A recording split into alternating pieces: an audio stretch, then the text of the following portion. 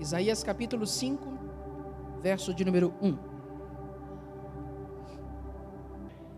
Diz assim o texto: Agora eu cantarei para o meu amado uma canção relacionada ao seu amado e à sua vinha.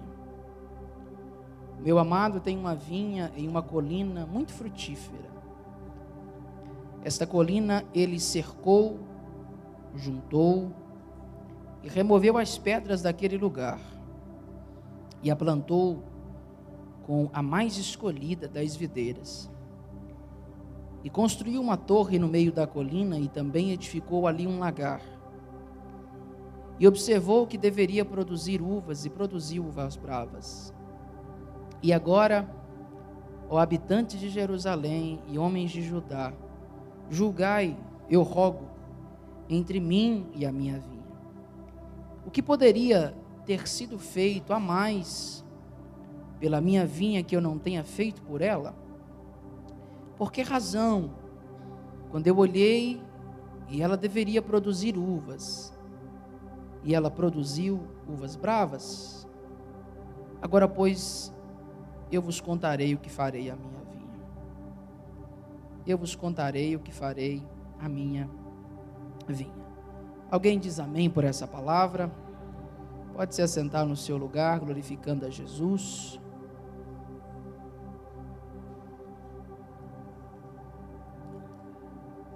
Glória a Deus. Todo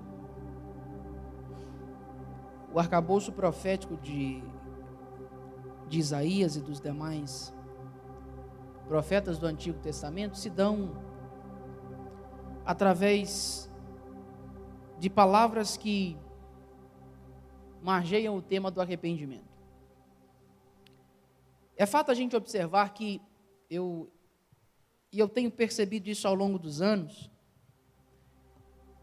A ideia de Deus sempre é nos trazer ao princípio. A ideia de Deus sempre é trazer o homem num processo de reposicionamento.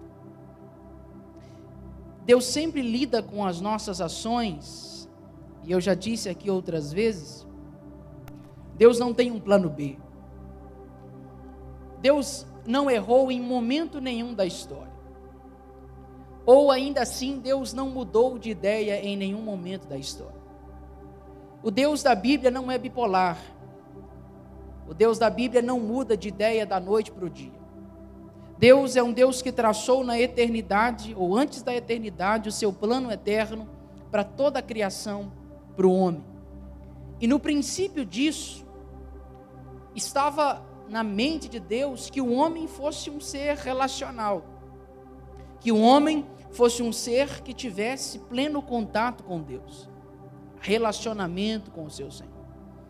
Por vezes na Bíblia nós observamos que Deus vai estabelecendo metáforas, figuras de linguagens dessa relação que Ele quis estabelecer com o homem.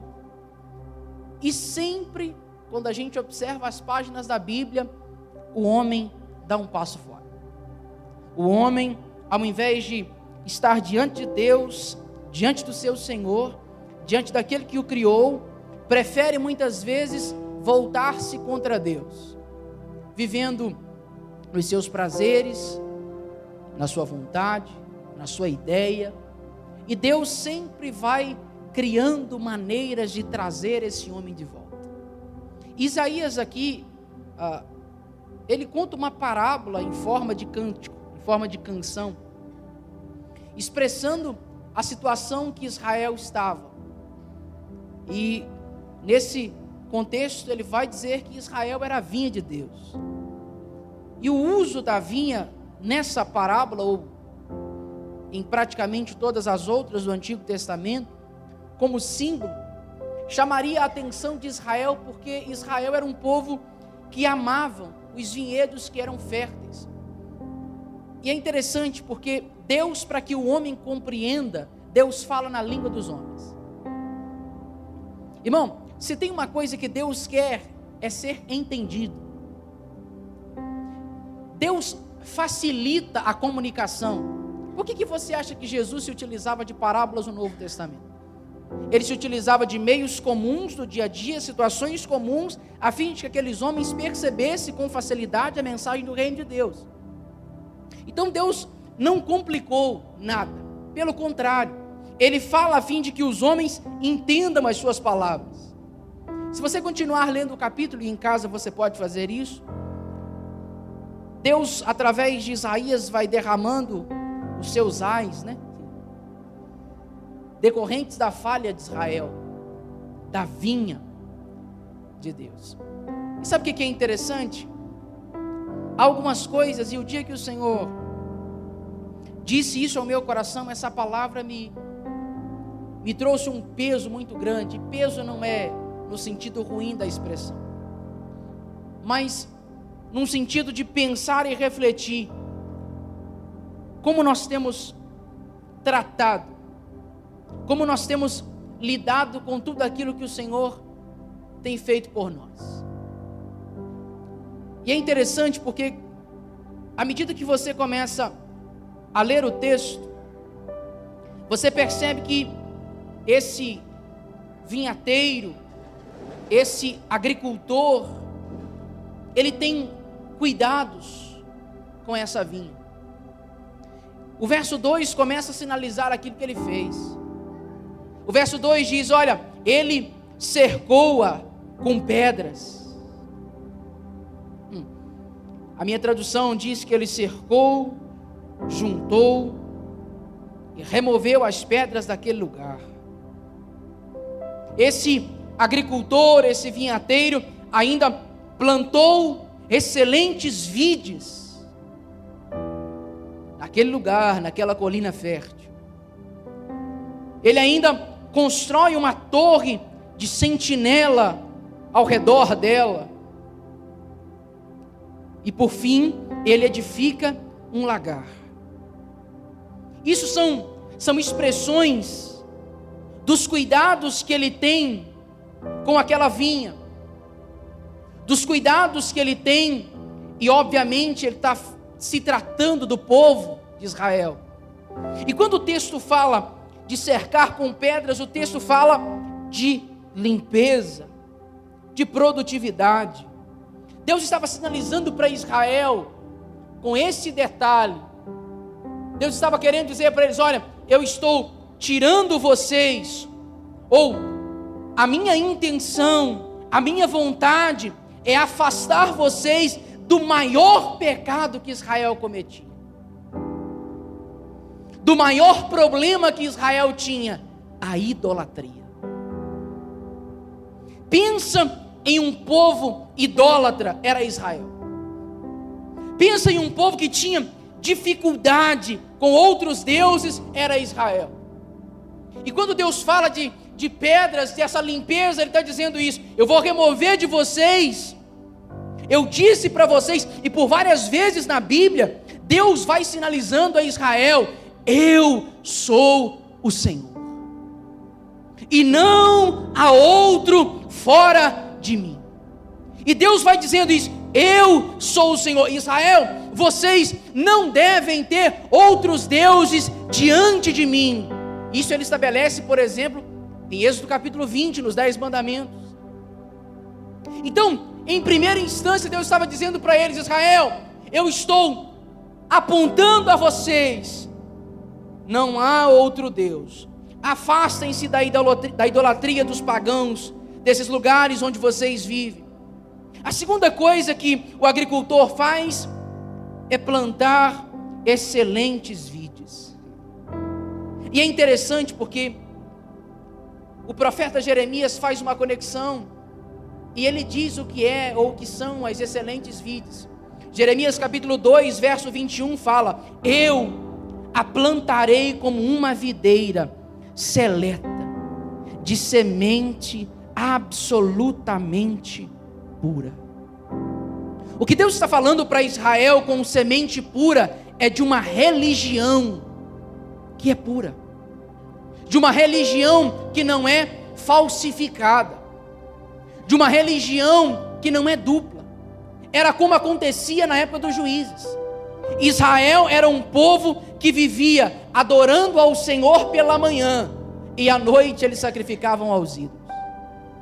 Israel era um povo que pela manhã eles cultuavam a Deus, cantavam ao Senhor, sacrificavam ao Senhor, e à noite se encontravam com os seus outros deuses.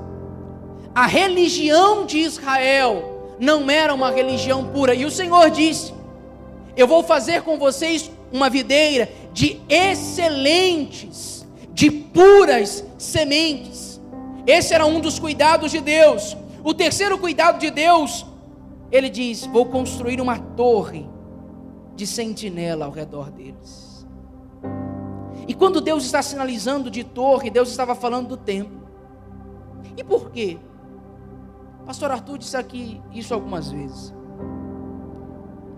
Deus entregou a lei ao seu povo para protegê-los. A lei de Deus para Israel não era Deus dizendo assim: vou entregar a vocês para prender vocês. Não. Se tem uma coisa, irmãos, que não só Israel deveria entender, como os crentes hoje em dia, é que a lei de Deus, ela traz proteção. A lei de Deus não é algo, os mandamentos do Senhor, e o texto diz isso, né? Os mandamentos do Senhor não são penosos. E a figura do templo, ou melhor, a figura da torre que cerca eles, falam da lei de Deus. E a quarta coisa que esse agricultor, que esse vinhateiro faz, é edificar nela um lagar. E é interessante, porque Deus estava dizendo para eles: olha, eu vou construir uma torre em volta de vocês, ao redor, edificar nesse lugar um lagar, e isso fala de frutificação, fala de dar fruto. A ideia de Deus aqui é, o templo era como um centro, do qual os frutos de justiça de Israel e a adoração deveriam fluir. O que Israel aprendia dentro do templo, o que Israel recebia de Deus enquanto lei dentro do templo, deveria fazer com que eles frutificassem.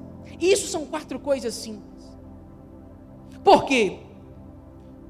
Deus, que na parábola é o vinhateiro, ele diz uma expressão tão clara. Por que ele fez isso? O final do verso 2 diz que ele observou que deveria produzir uvas. Por que é que Deus faz isso com Israel? Por que é que Deus cerca essa vinha com pedras? Por que é que Deus planta excelentes vides? Por que é que Deus constrói uma torre de sentinela? Por que é que Ele edifica um lagar ali? Só há um motivo, e o texto é claro em dizer: e observou que deveria produzir uvas. O que Deus está sinalizando para Israel é: Israel, eu investi pesado em vocês, Israel. Israel, vocês são a minha vinha, e tudo que eu poderia fazer, a fim de que vocês fossem santos e frutíferos, eu fiz. Israel, todos os meios pelos quais eu poderia me utilizar para que vocês fossem um povo diferente de todas as outras nações. E teve um problema em Israel, porque uma certa vez eles chegaram, 1 Samuel capítulo 8, chegaram para Samuel e disseram assim: Samuel, os teus filhos não andam segundo você, segundo a retidão e justiça que você andou diante do Senhor. Escolhe, prepara-nos pois agora um rei, para que venha nos julgar, a fim de que nós sejamos como as outras nações. E Israel desde o princípio não entendeu que Deus não estabeleceu esse povo para que eles fossem como as outras nações. Israel ainda não havia entendido que Deus havia separado e investido naquele povo, como Ele não investiu em nenhuma outra nação, para que eles fossem um povo único em toda a terra. Não há um povo como eles, um povo que Deus investiu tanto, e Deus estava sinalizando isso. Irmãos, e eu me pergunto, porque tipologicamente, vá para o Novo Testamento, Efésios capítulo 2, a partir do verso 11, você percebe que Deus estabeleceu, e Ele disse, a barreira que havia entre judeus e gentios foi quebrada, estabelecendo assim um só povo, um povo só de Deus. A igreja, tipologicamente, é o Israel de Deus. E eu me pergunto, Deus está nos observando como Ele observou aquela vinha. Deus investiu na nossa vida como investiu em Israel.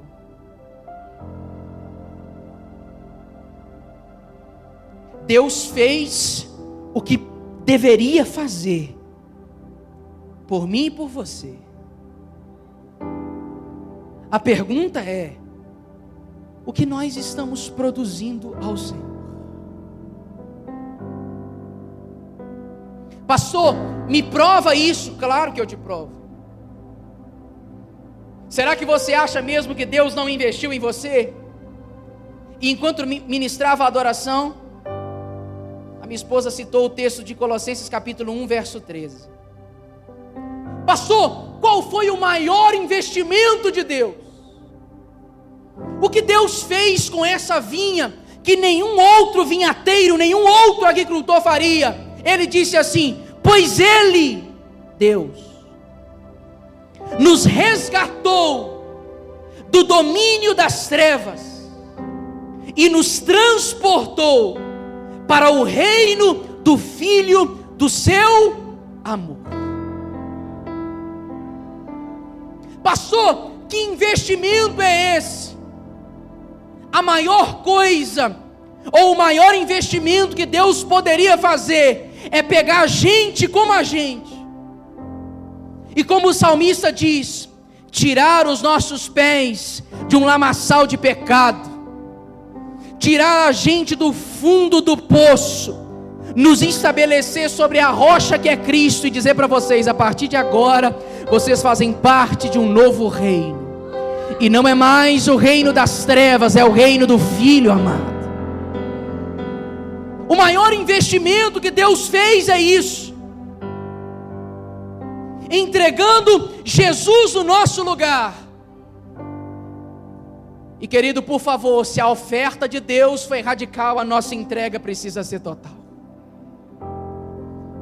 Entenda isso: se Deus não mediu esforços para salvar você, se Deus não mediu esforços para arrancar você de onde você estava, por que é que nós vamos medir esforços para produzir algo no reino de Deus? Por que é que eu vou olhar uma simples chuva que cai num sábado à noite e dizer assim: hoje não dá para ir para o culto?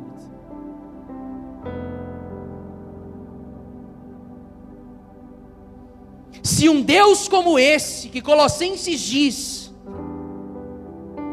que Ele nos resgatou do domínio. Sabe o que é domínio? Eu e você estávamos presos lá, irmão, presos nas trevas. Se esse agricultor nos arrancou de lá, por que é que eu vou olhar para ele e dizer: Deus, isso aqui para o Senhor eu não posso fazer? É pesado demais ir nos 3 cultos na semana. É pesado demais me prostrar diante de Deus durante 1 hora do meu dia para falar com Ele. É pesado demais abandonar um tiquinho, aquele pão de manhã gostoso, quentinho, para matar a sua carne que grita todo dia dentro de você. É pesado demais 1h30 de culto, E não faz sentido observar tudo que Deus fez, nos dando graça e nos salvando, enquanto Ele está dizendo assim: eu estou observando o que vocês estão produzindo.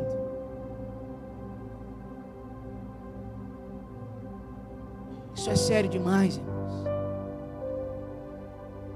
Eu estou olhando tudo o que vocês estão fazendo.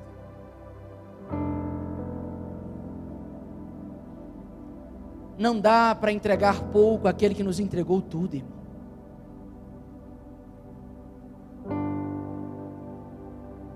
Eu não canso de dizer isso aqui: Deus não quer muito de você, Ele quer tudo, irmão.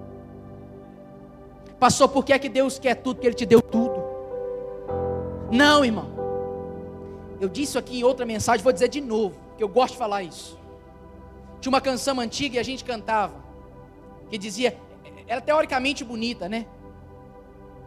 O melhor de Deus ainda está, uma canção de celebração. O melhor de Deus ainda está por vir, e cantava e celebrava. E eu olho para a Bíblia e vejo que o melhor de Deus não está por vir. Pastor, aí isso acabou comigo. Não. Não. Porque se você acha que o melhor de Deus para a sua vida é uma casa que Ele pode te dar, o Evangelho para você é fraco, é inútil.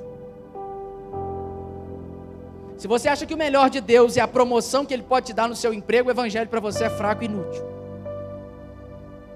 Se você acha que casar é o melhor de Deus para você, o Evangelho para você é fraco e inútil.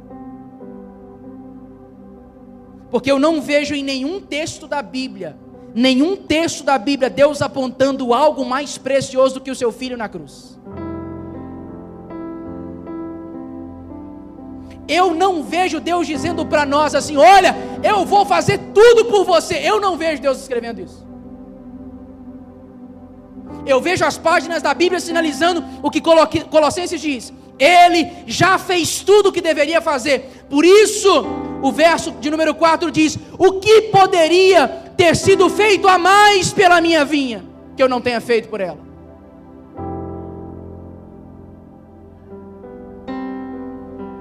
Crentes do século 21, o que Deus pode fazer a mais por nós do que entregar o seu filho na cruz? O que pode ser mais precioso do que um sangue inocente derramado? Diga para mim. O que pode ser mais precioso do que um homem santo, sem pecado, se tornar maldição no lugar de homens como nós, que éramos e somos malditos? O que pode ser? O que Deus precisa fazer mais por nós que Ele não tenha feito? E Ele está nos ensinando: olha, vocês precisam entender, eu salvei vocês, eu já entreguei a vocês o melhor que eu tinha. E Ele ainda diz assim, na expressão das excelentes vides: o que Deus fez por nós? Nos salvou, nos deu diretrizes. O profeta Jeremias, no capítulo 31, ele escreve dizendo: essa é a aliança que eu farei com vocês, com a comunidade de Israel. Diz o Senhor: eu colocarei a minha lei no íntimo de vocês, as escreverei nos seus corações. E isso, a frase que vem seguinte, vai se repetir no Novo Testamento. Ele diz: serei o seu Deus, e eles serão o meu povo. Deus salvou o seu povo. Deus deu a ele diretrizes, a lei, colocou no coração. E hoje, na dispensação da graça e da igreja, A lei de Deus se manifesta no nosso espírito por meio do Espírito Santo.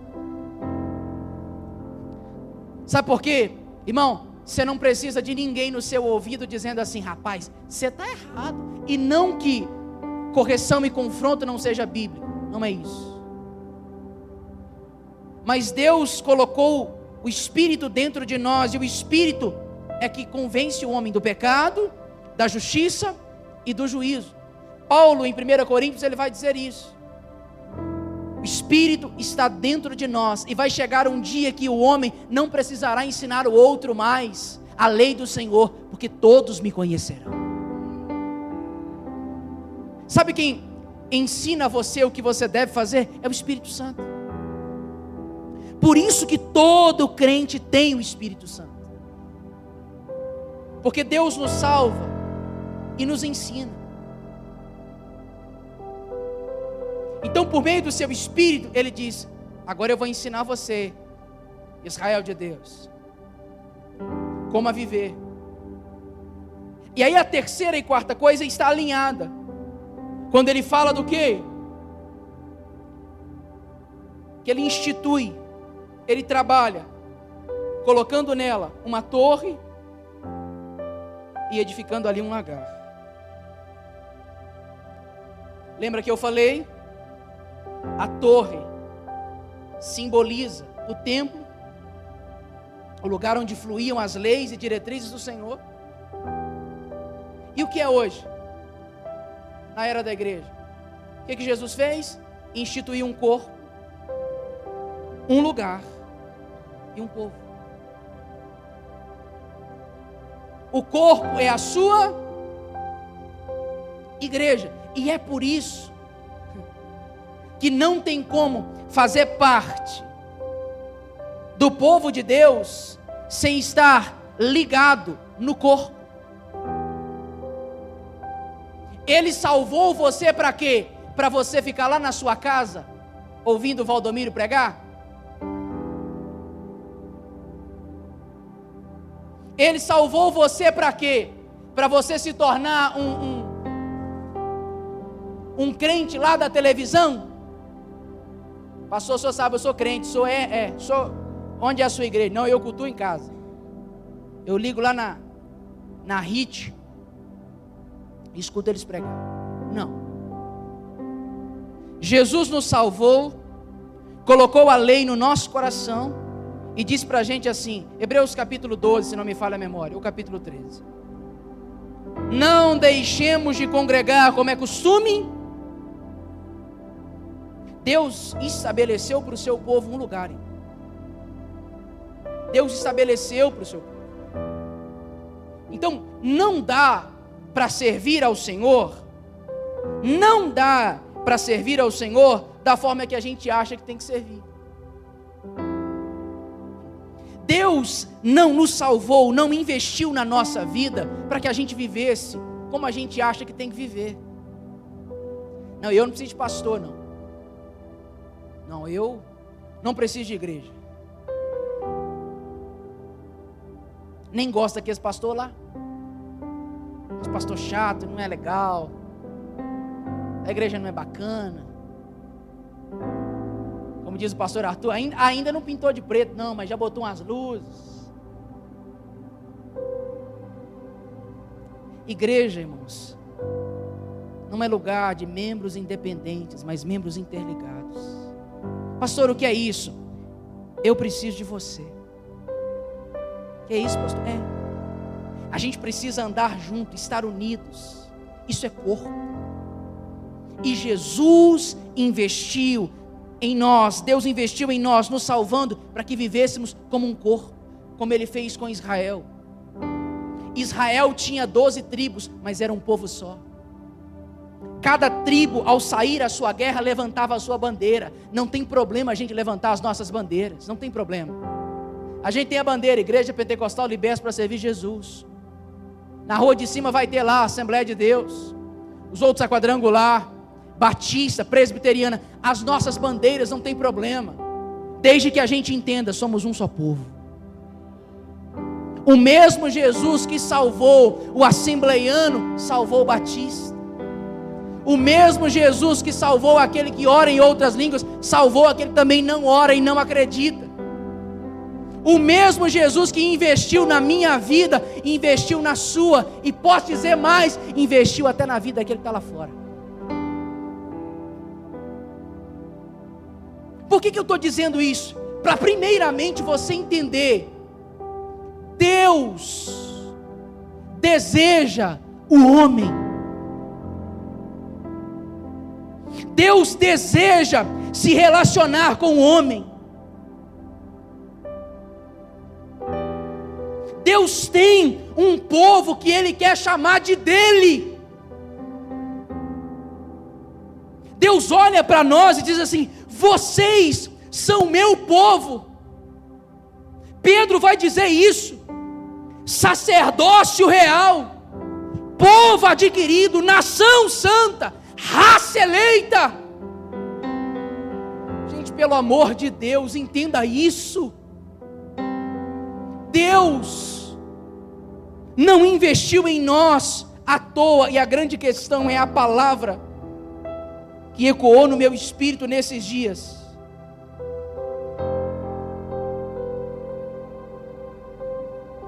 É expectativa.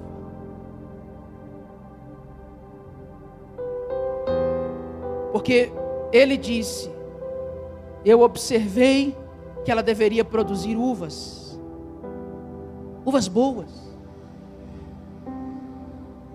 e produziu uvas bravas, ruins. O que é isso?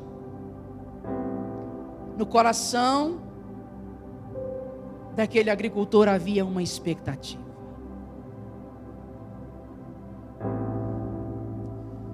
No coração daquele agricultor havia uma esperança. Sabe o que ele queria? Que a sua vinha desse uvas boas. Sabe o que ele queria? Que todo o investimento que ele fez, retirando as pedras, cercando ela, construindo nela uma torre, edificando nela um lagar, o que ele esperava é que todo aquele investimento desse resultado. A expectativa daquele agricultor é que ela produzisse uvas boas.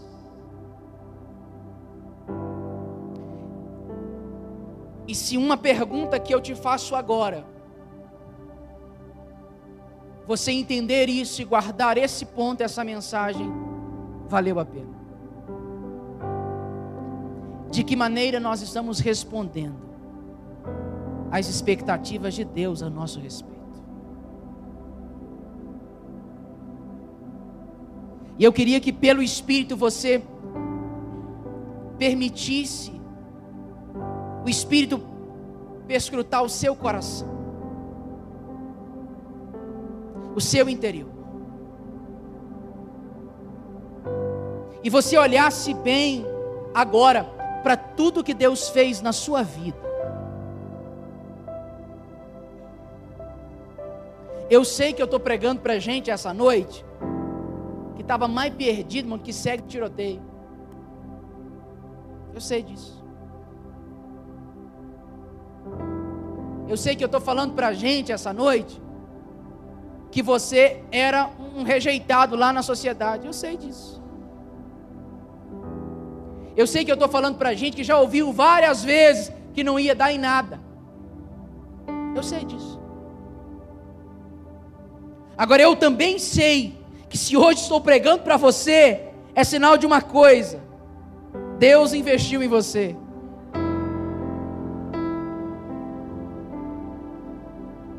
Deus olhou para você e disse: na estrutura do texto, vamos ver o que vai dar. E essa é a pergunta: de que maneira nós estamos respondendo às expectativas de Deus a nosso respeito? Deus olha hoje do céu para a terra, enxerga a sua vida, e o que Ele vê, irmão?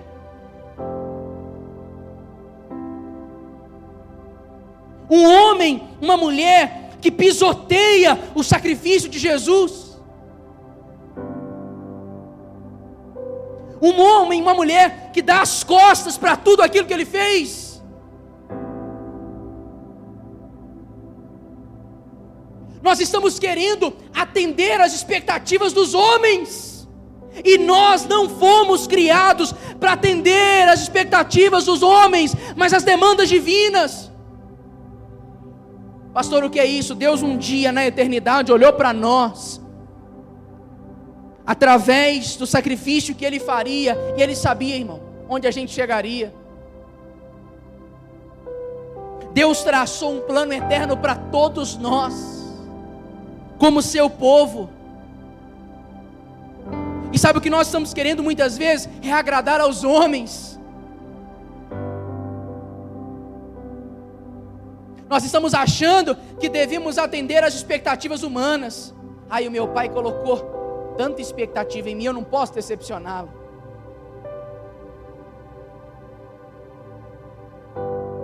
Não, a minha mãe olhou para mim e disse: esse menino vai ser um gênio. E não é problemático atender às expectativas humanas, desde que você não reprove a de Deus.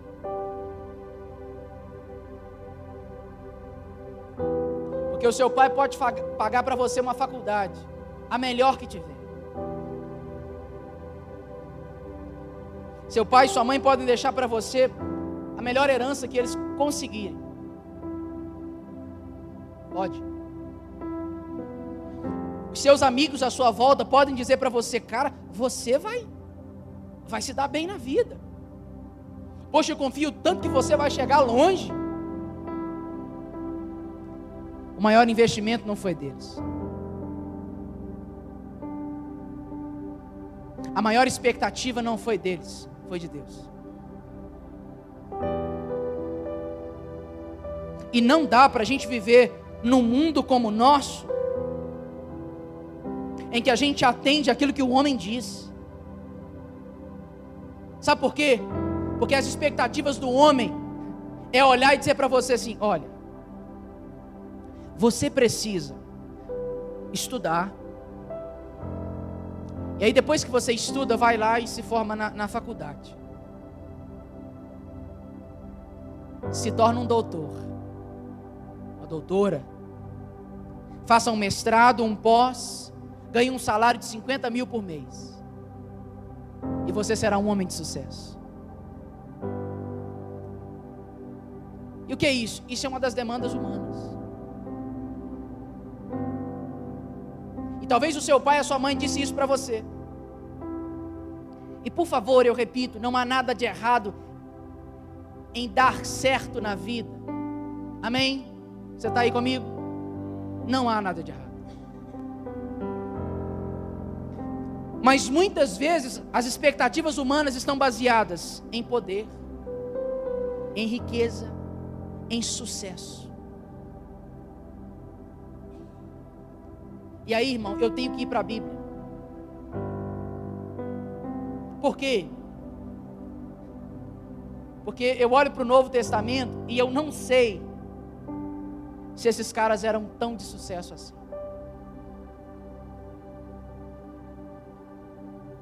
Por quê?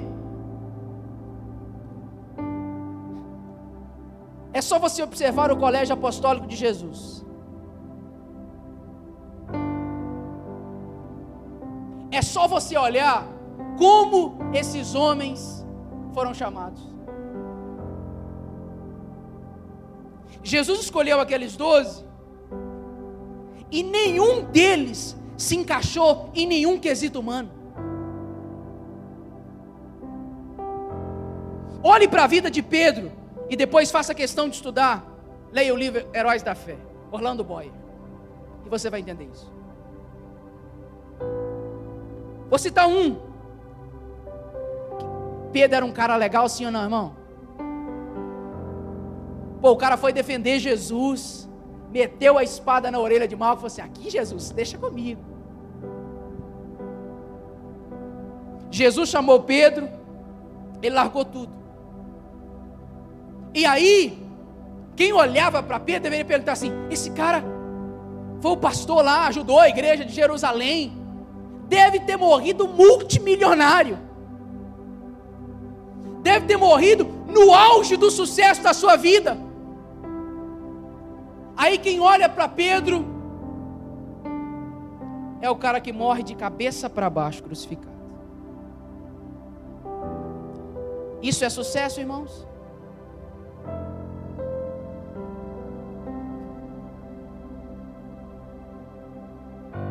Isso é sucesso? Quem olha para a vida de Pedro hoje diz assim: esse cara não deu certo. Andar com Jesus não lhe restou nada a não ser uma morte vergonhosa. Andou com Jesus, foi o pastor da igreja, mas nada aconteceu com ele, a não ser morto, crucificado, de cabeça para baixo. Olhe para Tiago. Sabe como é que ele morreu? Apedrejado.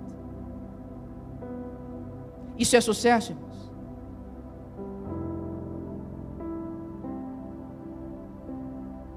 Eu te pergunto isso: isso é sucesso? Natanael, que alguns chamam de Bartolomeu, colocado dentro de um saco, arrastado ao longo das vias da cidade. Não. Eles não terminaram a sua vida recebendo medalha de honra. Eles não terminaram a sua vida tendo aplausos, laurel, não. Eles não terminaram a sua vida com os seus pés no hall da fama de Jerusalém, não tiveram.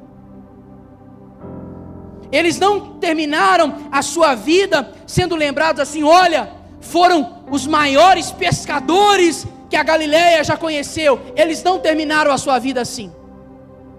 Eles terminaram a sua vida tendo uma certeza, e Apocalipse 2:10 diz isso: ser fiel até a morte, e dar-te-ei a coroa da vida.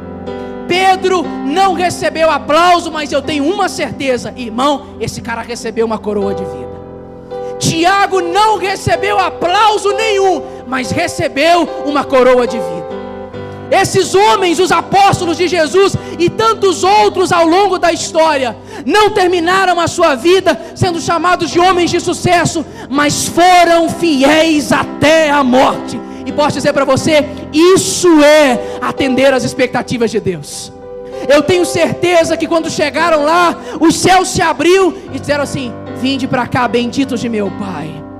Pode entrar para o lugar que foi preparado para vocês desde a fundação do mundo. Servo bom e fiel, entra no gozo do teu Senhor. E eu prefiro terminar os meus dias ouvindo a aprovação de Deus do que tendo sucesso aí na terra. Não importa se você vai, não, pastor, eu quero, tudo bem. Eu prefiro saber que Deus vai chamar o meu nome e dizer: Leandro, você foi fiel até o fim.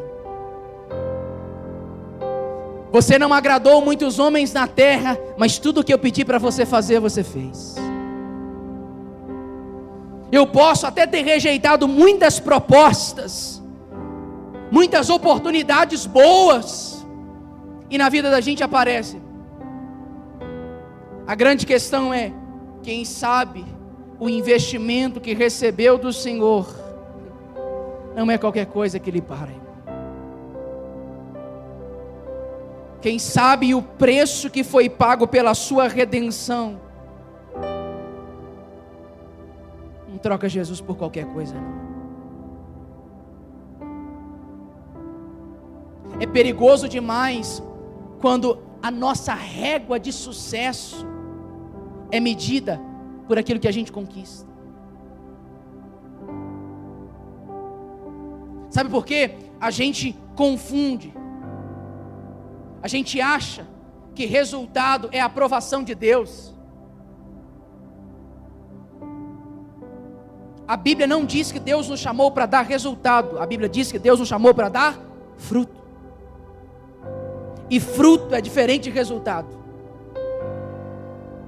Não, nem todo mundo que está tendo resultado está frutificando. Me prova, está na Bíblia. Sabe como o cara que a Bíblia diz que Deus falava com ele, como fala com o seu amigo. Números capítulo 20, a Bíblia diz que Moisés estava diante de uma rocha. Deus olha para ele e diz assim: Moisés, fere a rocha e vai sair. Ou melhor, fala a rocha, perdão, e vai sair. Moisés estava nervoso, né, irmão? Sabe o que ele fez? E o que aconteceu? Saiu água. A ordem de Deus era o quê? Fala, rocha. Deus disse: fala e vai jorrar. Moisés fez o que Deus estava dizendo? Teve resultado? Saiu água?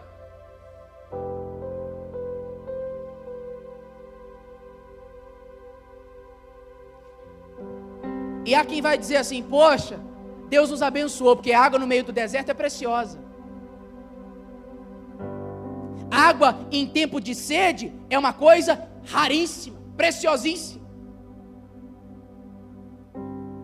Moisés poderia olhar e dizer assim: deu certo.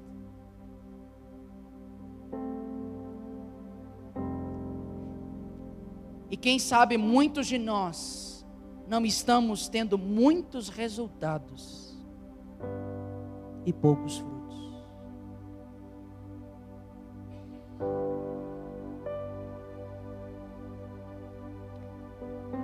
Eu sinto no meu espírito de dizer isso.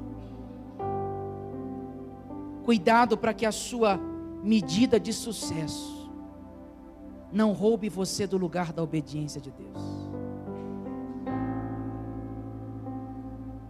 Pastor, estou crescendo, glória a Deus. Pastor, a porta se abriu. Pastor, a promoção chegou.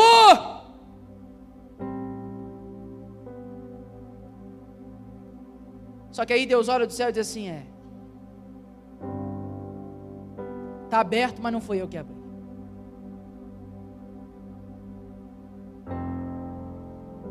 Está dando certo, mas não foi eu que falei.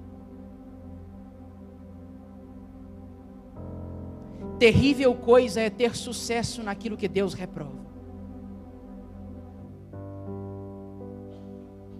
Terrível coisa é dar certo onde Deus não nos colocou para estar.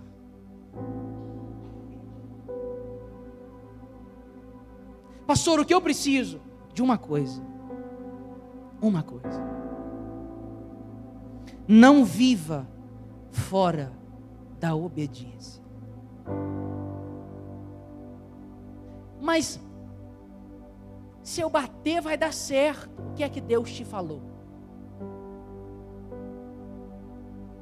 Não, mas se eu fizer do meu jeito vai dar certo. O que Deus te falou? Não, mas o meu network, os meus amigos me disseram assim. O que Deus te falou?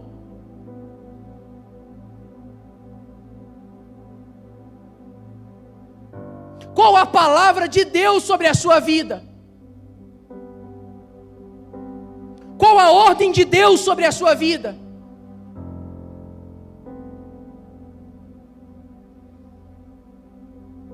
E nós precisamos fazer exatamente nesses dias o que Deus disse para aquela vinha, para o povo de Israel.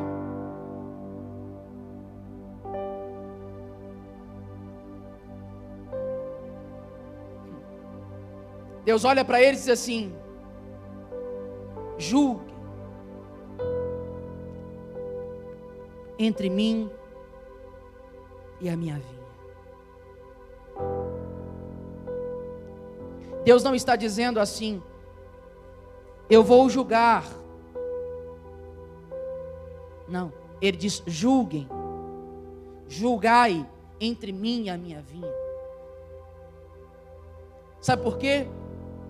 Porque se tem uma coisa que Deus nos convida sempre, é a um autoexame de consciência. Uma coisa que Deus sempre nos convida é não olhar para fora, mas olhar para dentro.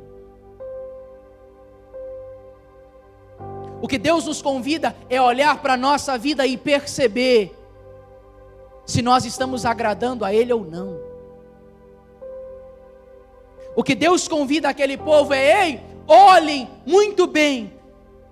Deus, como assim? Olhem todo o investimento. Observaram? Observei, Deus. Observaram as minhas expectativas? Observei. Eu queria que vocês fizessem isso aqui. Mas isso não aconteceu. Deus, o que a gente faz? Julgue.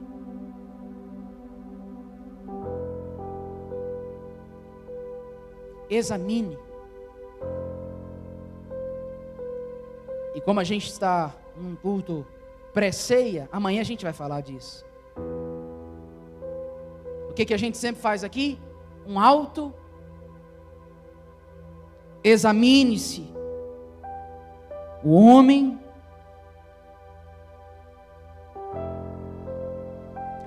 E Deus estava dizendo para Israel: olha, Israel, olha tudo o que eu fiz por vocês. Olha todo o meu investimento, Israel. Será que vocês não vão atender às minhas expectativas?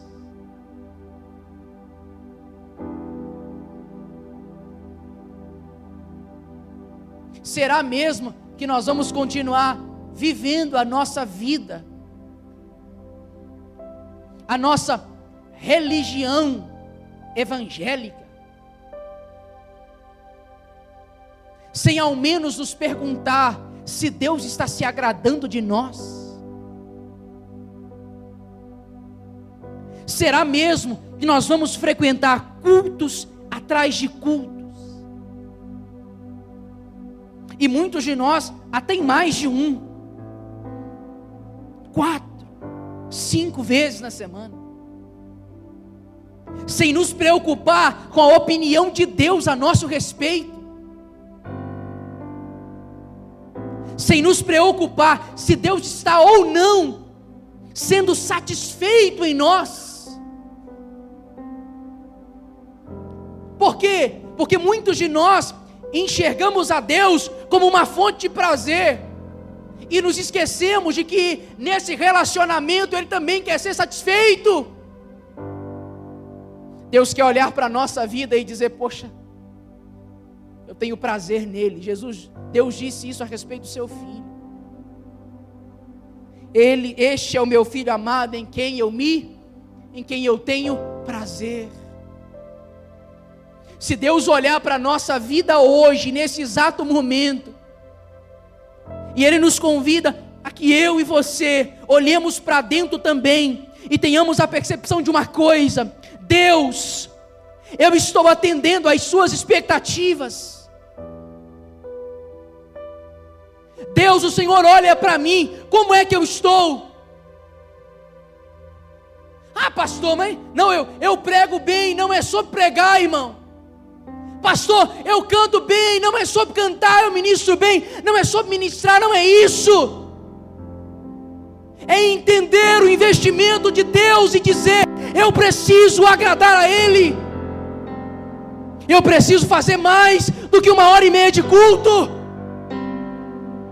Eu não posso chegar aqui, irmãos, e entregar para Deus qualquer coisa. Eu não posso ter um crachá de evangélico, sair daqui e viver a minha vida aquém de tudo aquilo que um dia Deus esperava de mim, e Ele espera de nós. Eu não posso olhar para o sacrifício de Jesus e achar que aquilo foi pouco. Eu não posso olhar para o investimento de Deus na minha vida e não perceber que Ele merece mais. Pare de achar que você está bom, porque você não está. Não está, irmão. 3 cultos na semana não é sinal de santidade, querido. Dizimar e ofertar não é sinal de Deus estar agradando a gente. Não é. Até porque um dia Ele disse: se o seu coração tem mágoa do seu irmão, quando você for apresentar a sua oferta, deixa ela diante do altar, vai e reconcilia-se com ele primeiro, depois você volta e oferta. É importante dizimar e ofertar, isso é bíblico, está escrito. Mas você acha mesmo que Deus se preocupa com o tanto que a gente entrega aqui, irmão? Eu posso colocar aqui 20 mil por mês, Deus não olha o meu dinheiro, Deus olha o meu coração. Deus não olha as nossas melodias, as nossas notas, Deus não olha isso. Deus não olha a minha retórica enquanto eu prego aqui, não é nada disso. Não, óbvio que não. Deus estabeleceu um padrão para que eu e você andássemos. E Deus requer de nós que nós olhemos para dentro e tenhamos a percepção de como nós estamos lidando com tudo aquilo que Ele fez por nós.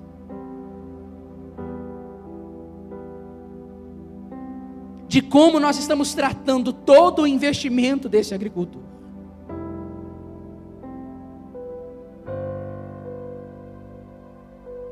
Sabe quem é Isaías, irmãos? O homem que no capítulo 5, no final dele começa a declarar assim: ai de vós, ai de vós,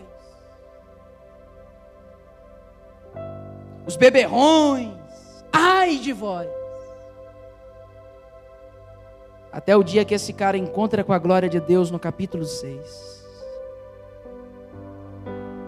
E o grito desse homem que no capítulo 5 era ai de vós. No capítulo 6 ele diz assim: ai de mim. Isaías, você não era o cara que falava assim: tá vendo?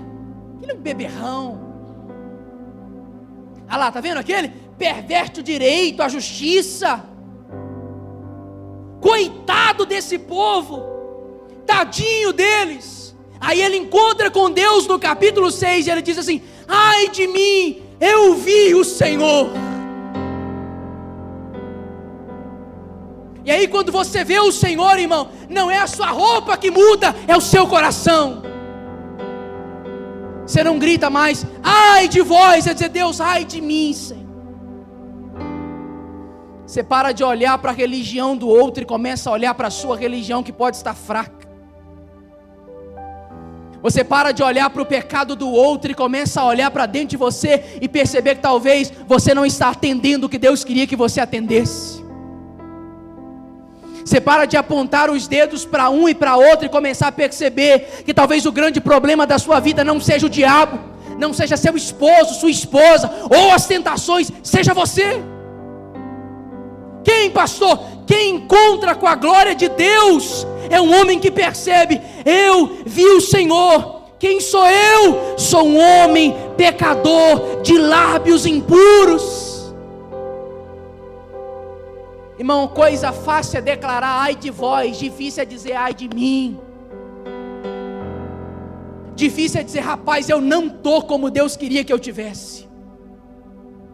Eu não sou o homem que deveria ser. Eu não sou a mulher que deveria ser. Deus, o seu investimento foi pesado e eu não estou valorizando isso. E o que a gente precisa entender, irmão, você não pode denunciar aquilo que primeiro você não renuncia. Você não pode falar do avarento se no seu coração tem avareza, irmão. Por isso que Deus precisa tocar o nosso interior. Eu sempre digo isso: Deus começa de dentro. Seu problema não é a sua roupa, ou pelo menos não só. Sabe o que Jesus disse?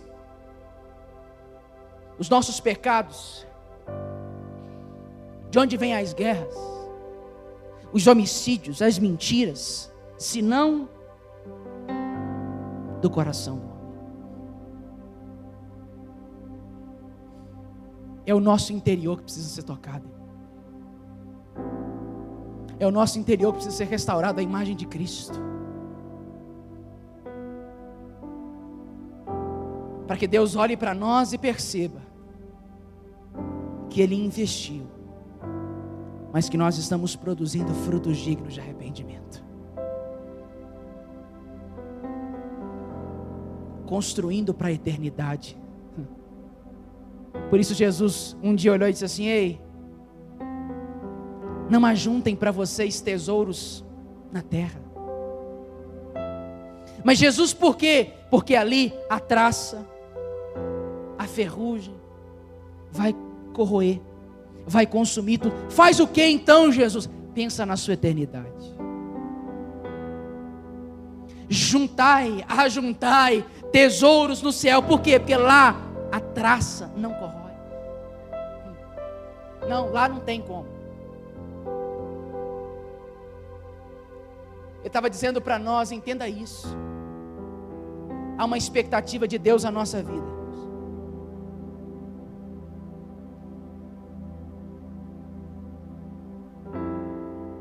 E nós precisamos produzir para Ele. Pastor, e começa por onde então? Observe o seu interior essa noite. Porque se o seu interior estiver desorganizado, o seu serviço vai estar desalinhado. Se aqui dentro não for tocado e transformado, nada do que a gente fizer aqui fora valerá, irmão.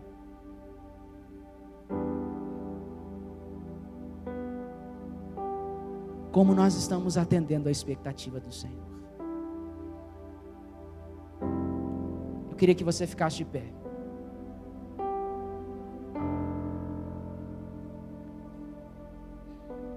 E essa é aquela mensagem que eu não oro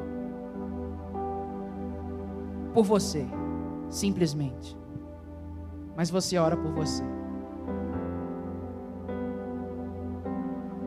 Curve a sua cabeça essa noite.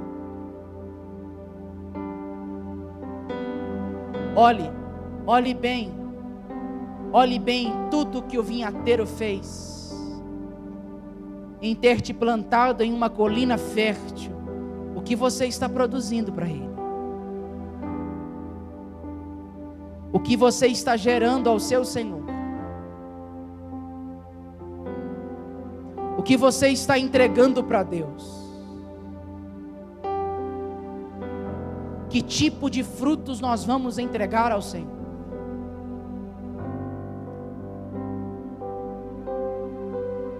Senhor, eu oro essa noite por cada um de nós. Senhor, nós reconhecemos tudo, absolutamente tudo que o Senhor fez por nós. E eu sei que ninguém faria o que o Senhor fez por nós. Ninguém faria o que o Senhor fez por nós. Então eu oro, Senhor, nessa noite, para que cada um de nós aqui possamos compreender tudo aquilo que o Senhor fez, a fim de que possamos atender a expectativa do Senhor na nossa vida. Senhor, nós queremos gerar frutos dignos de arrependimento. Nós queremos ter algo a apresentar ao Senhor.